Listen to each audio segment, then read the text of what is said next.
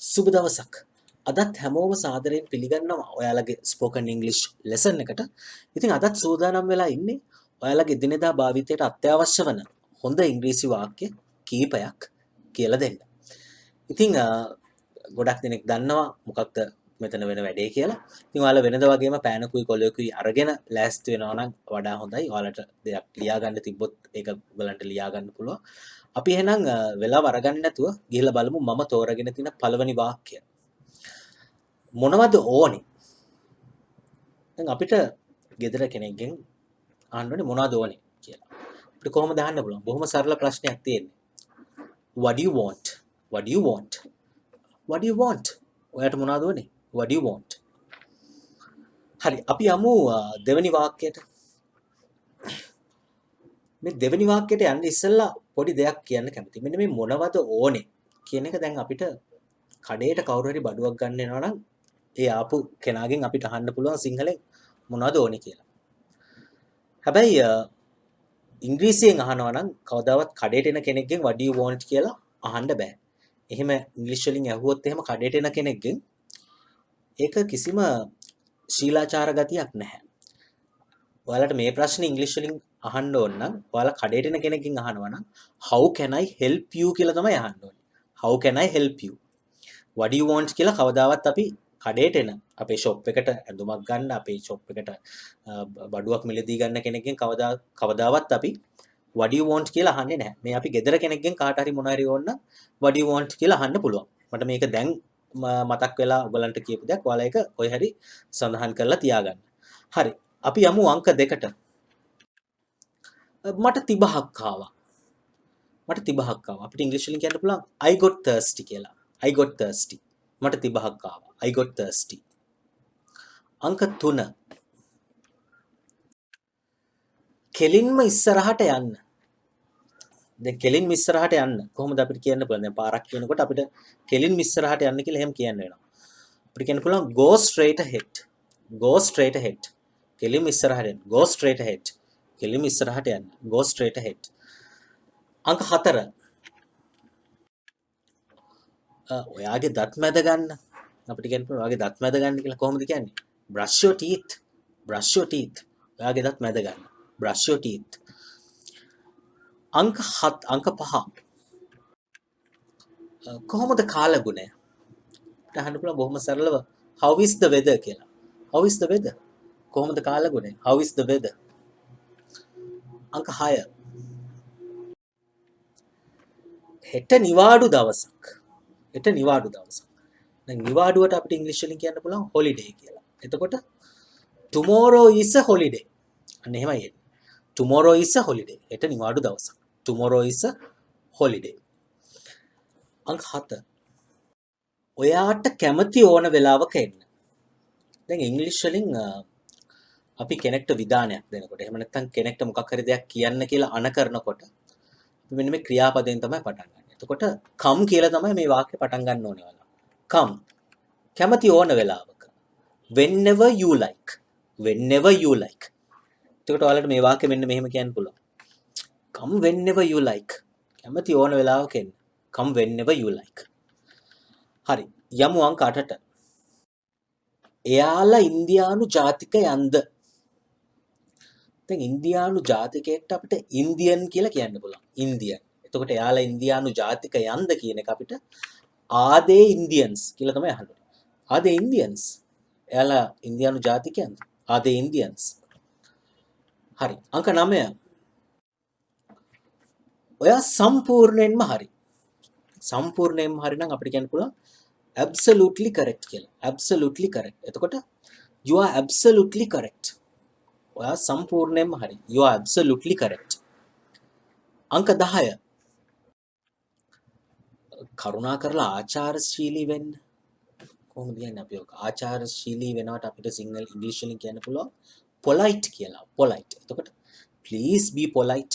please be polite. කරුණා කරලා ආචාරශීලී වෙන්න. please be polite. අංක 11. එයාලා කාමරය සුද්ධ කර කර හිටියා. අතීතයේ එක්තරා මොහොතක දෙයක් කර කර හිටියා. ඒකෝර කොහොමද මේ වාක්‍ය කියන්නේ? අපිට කියන්න පුළුවන් they were cleaning the room. They were cleaning the room. එයාලා කාමරේ සුද්ධ කර කර හිටියා. They were cleaning the room. අංක 12. එයා ඔයාට කරදර කරනවද? කරදර කරනවට අපිට හොඳ වචනයක් තියෙනවා bother කියලා. එතකොට දැන් මේ මොහොතේ එයා එහෙම කරනවා කි අර්ථයෙන් තමයි මම අහන්නේ. එතකොට is he bothering you? Is he bothering you? එයා ඔයාට කරදර කරනවද? Is he bothering you? අංක 13. ඔයා හිතන්නේ කවුරු දිනයි කියලාද? දැන් කවුරු අපිට එතනින් තමයි පටන් ගන්න ඕනේ. who කියලා තමයි පටන් ගන්න ඕනේ වාක්‍යය. who. ඔයා හිතන්නේ. who do you think? දිනනවට කියන්නේ win නේ. එතකොට අපිට අහන්න පුළුවන් මෙන්න මෙහෙම. who do you think will win? ඔයා හිතන්නේ කවුරු දිනයි කියලාද? who do you think will win? හරි. අපි යමු අංක 14ට. මට තාම උත්තරය හම්බුනේ නැහැ. දැන් උත්තරයට අපිට ඉංග්‍රීසි වලින් කියන්න පුළුවන් answer කියලා. answer. තාම නම් yet නේ. එතකොට අපිට සම්පූර්ණ වාක්‍ය මෙන්න මෙහෙම කියන්න පුළුවන්. I haven't found the answer yet. I haven't found the answer yet. මට තාම උත්තරය හම්බුනේ නැහැ. I haven't found the answer yet. 15. මම එයා තරම්ම උසයි. එයා තරම්ම උසයි. අපිට කියන්න පුළුවන් I am as tall as him කියලා. I am as tall as him. මම එයා තරම්ම උසයි. I am as tall as him. අංක 16. ඇයි අපි මුකුත් නොකා ඉන්නේ? මොන හරි කමුකෝ. Let's eat something කියන එක අපිට පුළුවන් අපේ සිංහලට ඇයි අපි මුකුත් නොකා ඉන්නේ? අපිට අහන්න පුළුවන් why don't we eat something? Why don't we eat something? Let's eat something. අපි මුකුත් නොකා ඉන්නේ මොන හරි කමුකෝ. Why don't we eat something? හරි. අපි යමු අංක 17ට. එයාලා වෙනස් විදිහට හිතනවා. වෙනස් විදිහට අපිට ඉංග්‍රීසි වලින් කියන්න පුළුවන් differently කියලා. differently. එතකොට they think differently. They think differently. එයාලා වෙනස් විදිහට හිතනවා. They think differently. අංක 18. මම මේක ඉවර කරන්න ඕනේ. ඉවර කරනවට කියන්නේ finish නේ. එතකොට හොඳ මේක ඉවර කරන්න ඕනේ. එතකොට I must finish this. I must finish this. මම මේක ඉවර කරන්න ඕනේ. I must finish this. අංක 19. මම මෙහෙ ඉන්නකොට ඕන දෙයක් අහන්න. ඕන දෙයක් අහන්න. කොහොමද කියන්නේ? Ask me anything. මම මෙහෙ ඉන්නකොට.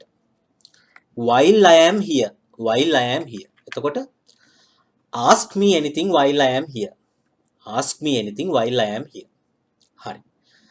අංක 20. ඉංග්‍රීසි ඉගෙන ගන්න පරක්කු වැඩි නැහැ. දැන් පරක්කු වැඩි නැත්නම් අපිට ඉංග්‍රීසි වලින් කියන්න පුළුවන් not too late කියලා. not too late.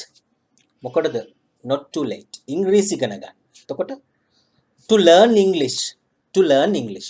එතකොට අපිට කියන්න පුළුවන් it's not too late to learn English. it's not too late to learn English. ඉංග්‍රීසි ඉගෙන ගන්න පරක්කු වැඩි නැහැ. it's not too late to learn English. අංක 20. sorry අංක 21. මම එහෙ ගිය ගමන්ම වැස්සා. වැස්සා කියන එකෙන් තමයි අපිට වාක්‍ය පටන් ගන්න ඕනේ. දැන් වැස්සා කියන එක සිංහලෙන් අපි තනි වචනෙන් කිව්වට ඉංග්‍රීසි වලින් එහෙම බෑ. අපිට it කියන වචනය ඕනේ වෙනවා. එතකොට it rain කියලා තමයි පටන් ගන්න ඕනේ. it rain. වැස්සා මම එහෙ ගිය ගමන්ම. දැන් ගමන්ම කියන එක ඇවිල්ලා එකත් හොඳ එකක්. ගමන්ම කියන එක අපිට as soon as කියන අර්ථයෙන් තමයි ගන්න වෙන්නේ. as soon as. එතකොට it rained as soon as I went there. අන්න එහෙමයි එන්නේ. it rained as soon as I went there. මෙහි ගිය ගමන්ම වැස්සා. it rained as soon as I went there. හරි. අංක 22. උදෙන්ම නැගිටින්න වග බලා ගන්න. වග බලා ගන්න කියන්නේ ඒ කියන්නේ සිංහලෙන් නම් අපි මේ වග බලා ගන්න කියන එක වැඩි පාවිච්චි කරන්නේ නැහැ. නමුත් ඔයාලට තේරෙනවනේ මොකද්ද මේ කියන්නේ කියලා. කියන්නේ උදෙන්ම නැගිටින්න. ඒතර අපිට ඕක ඉංග්‍රීසි වලින් කියන්නේ make sure කියලා වචනේ තමයි වචන දෙක ඕනේ වෙන්නේ. ඉංග්‍රීසි වලින් නම් make sure කියන එක නිරන්තරයෙන්ම භාවිතා වෙනවා. කියන මොකක් හරි දෙයක් කරන්න ෂුවර් කරගන්න. වග බලා ගන්න. හරි. එතකොට වග බලා ගන්න මොකටද? උදේ පාන්දර නැගිටින්න. එතකොට make sure you wake up early. අන්න එහෙම. make sure you wake up early. හරි. දැන් ඔන්න make sure to wake up early කියලා එහෙමත් කියන්න පුළුවන්. make sure you wake up early. හරි. අංක 23. එයා ව්‍යාපාරයක් පටන් ගන්න සැලසුම් කරනවා. සැලසුම් කරන් ඉන්නවා. කියන්නේ ව්‍යාපාරයක් පටන් ගන්න සැලසුම් කරන් ඉන්නවා. කියන්නේ මේ වෙලාවේ ඉන්නවා. එතකොට he is planning. අන්න එහෙම එන්නේ. he is planning. දැන් ව්‍යාපාරයක් පටන් ගන්නවට අපි කොහොමද කියන්නේ ඉංග්‍රීසි වලින්? to start a business. to start a business. එතකොට he is planning to start a business. අන්න එහෙමයි. he is planning to start a business. එයා ව්‍යාපාරයක් පටන් ගන්න සැලසුම් කරන් ඉන්නවා. he is planning to start a business. හරි. අංක 24. ඔයා හිතන්නේ යාට කොච්චර බරක් උස්සන්න පුළුවන් කියලා. ඒක ටිකක් අමාරුවක්. කොච්චර බරක්? නම් අපිට how much weight කියලා තමයි පටන් ගන්න ඕනේ. how much weight? ඔයා හිතන්නේ do you think බර උස්සනවට. මේ බර උස්සනවට අපිට ඉංග්‍රීසි වලින් කියන්න පුළුවන් lift කියලා. lift. ඒත් සම්පූර්ණ වාක්‍ය මෙන්න මෙහෙම එනවා. how much weight do you think he can lift? ඔයා හිතන්නේ යාට කොච්චර බරක් උස්සන්න පුළුවන් කියලා. how much weight do you think he can lift? හරි. අපි යමු අංක 25ට. අද දවසේ අවසාන වාක්‍යයට. වැඩියෙන් hina වෙන තරමට තමයි වැඩියෙන් සතුට ලැබෙන්නේ. කියන්නේ the more the better වර්ගයේ වාක්‍ය. ඒකට වැඩියෙන් hina වෙන තරමට. කොහොමද අපිට කියන්න පුළුවන්? the more you laugh කියලා තමයි වාක්‍ය පටන් ගන්න ඕනේ. වැඩියෙන් hina වෙන තරමට the more you laugh තමයි වැඩියෙන් සතුට ලැබෙන්නේ. එතකොට වැඩිපුර සතුට ලැබෙනවට අපි කියන්න පුළුවන් the happier. වැඩිපුර සතුට කියන්නේ the happier you will get. the happier you will get. එතකොට සම්පූර්ණ වාක්‍ය මෙන්න මෙහෙමයි. the more you laugh the happier you will get. the more you laugh the happier you will get. එතකොට ඔයාලට සංවාදිත මෙන්න මෙහෙම කියන්න පුළුවන්. the more you laugh the happier you will get. හරි. එහෙනම් අදත් හොඳ වාක්‍ය කීපයක් ඉගෙන ගත්තායි කියලා මම විශ්වාස කරනවා. සමහර අර්ථය තවත් කියන්න පුළුවන් ක්‍රම ගණනාවක් තියෙනවා. යටින් කමෙන්ට් එකක් දාන්න. ඔයගලගේ උත්තරේ ටිකක් රිප්ලයි කරන්න වෙලා යයි මගේ තියෙන කාර්යබහුලත්වයත් එක්ක. නමුත් ඔයාලගේ කමෙන්ට්ස් වලට මම පුළුවන් තරම් උත්තර ලියන්න උත්සාහ කරනවා. හරි. එහෙනම් වීඩියෝ එකත් එක්ක රැඳිලා හිටියට ගොඩක් ස්තුතියි. මෙවැනිම හොඳ වීඩියෝ එකක් එක්ක අපි නැවතත් ඔයාලව හම්බෙන්න. වීඩියෝ එකත් එක්ක රැඳිලා හිටියට ගොඩක් ස්තුතියි.